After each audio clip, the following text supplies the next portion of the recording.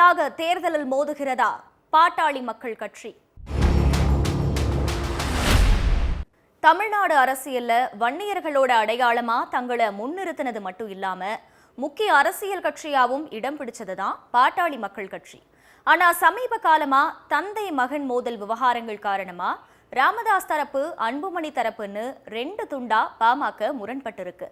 பாமக தொடங்கி 36 ஆண்டுகளான நிலையில இதுவரைக்கும் இல்லாத அப்பா மகன் மோதல் இப்போ தொடங்கி இருக்கிறது மட்டும் இல்லாம பொதுக்குழு கூட்டுறது சம்பந்தமா நீதிமன்றம் போற வரைக்கும் போனதுன்னு விவகாரம் விஸ்வரூபம் எடுத்திருக்கிறது தொண்டர்கள் மத்தியில பெரும் அதிர்ச்சியை ஏற்படுத்தி இருக்கு. இது ஒரு பக்கம் இருக்க, ஆகஸ்ட் 9ஆம் தேதி மாமல்லபுரத்துல நடந்த கட்சியோட பொதுக்குழுவில் கட்சி தலைவர் பதவியில அன்புமணி தொடர்வதற்கு ஒப்புதல் அளிப்பது உள்ளிட்ட 19 தீர்மானங்கள் நிறைவேற்றப்பட்டுச்சு. கூடவே 2026 சட்டமன்ற தேர்தலில் மெகா கூட்டணி அமைக்கிறது மட்டும் இல்லாம ஆட்சியில பங்கு பெறுவோம்னு அன்புமணி பேசினதும் அரசியல் களத்துல கவனம் பெற்றிருக்கு.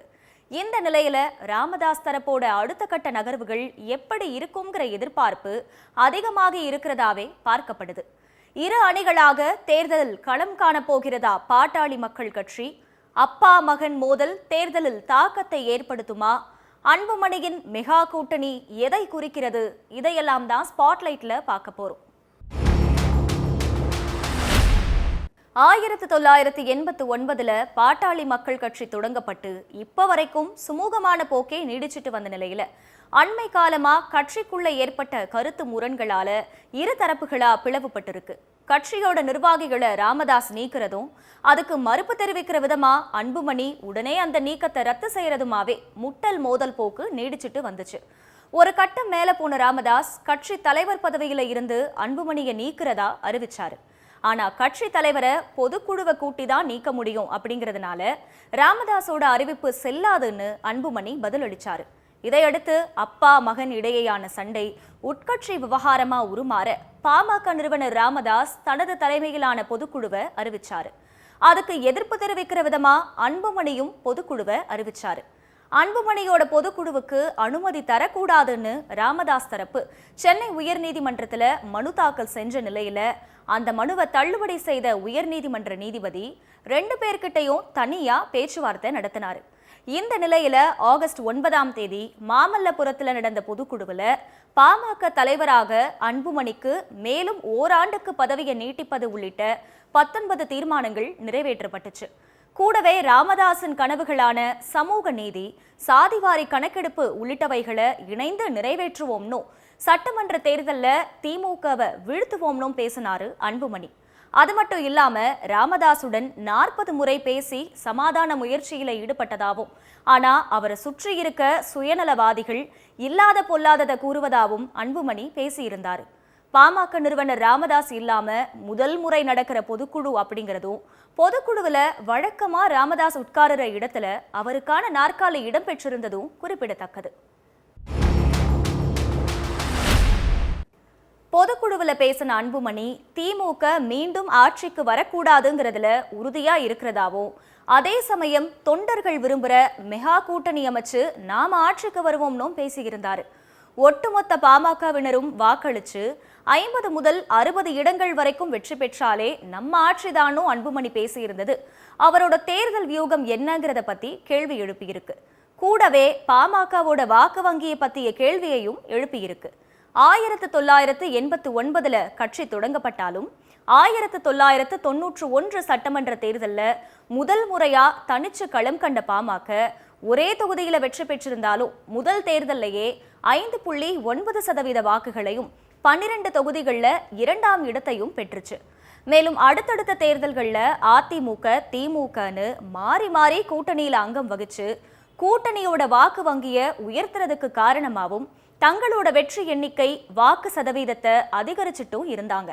ஆனா 2009 மற்றும் 2011 ஆகிய தேர்தல்களில் தங்களோட பலத்தை இழக்க ஆரம்பிச்ச பாமக 2016 சட்டமன்ற தேர்தலில் மாற்றம், முன்னேற்றம், அன்புமணின்னு புதிய வியூகத்தோட தனித்து நின்று 5.36% வாக்குகளை பெற்றாங்க.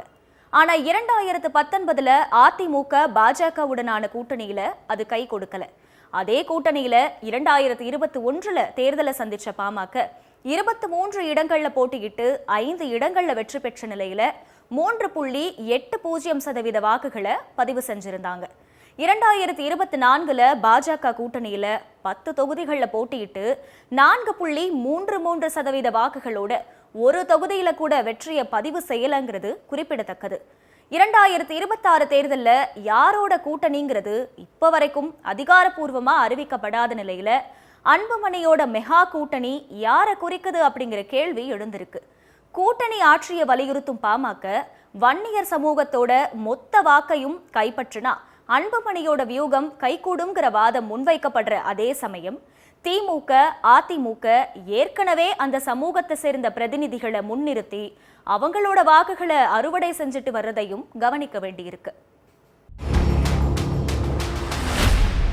பாமக பொதுக்குழு கூட்டி மெகா கூட்டணி அமைப்போம், 60 இடங்கள்ல வெற்றி பெற்று ஆட்சி அமைப்போம்னு அன்புமணி பேசியிருக்க அதே சூழல்ல அன்புமணியோட பொதுக்குழுவை பத்தி எழுப்பிய கேள்விக்கு அதை பத்தி நான் சொல்றதுக்கு எதுவும் இல்லைன்னு பதில் சொல்லியிருந்தாரு ராமதாஸ்.